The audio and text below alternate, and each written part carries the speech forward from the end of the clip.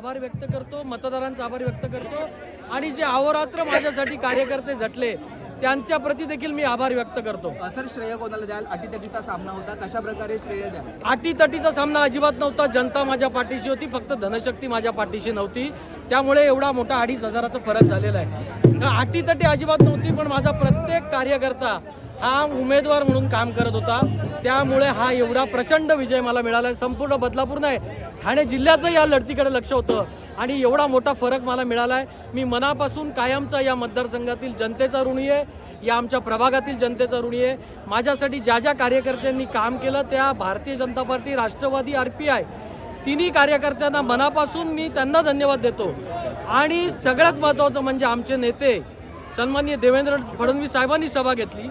आमचे नेते गणेश नाईक साहेब असो, किसन कतोरे साहेब असो, कपिल पाटील साहेब असो, रवींद्र चव्हाण साहेब असो, सगळ्यांनी मनापासून मला या ठिकाणी ताकद दिली, सगळ्यांनी आधार दिला.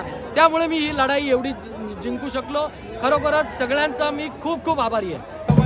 हो दादा, या या या.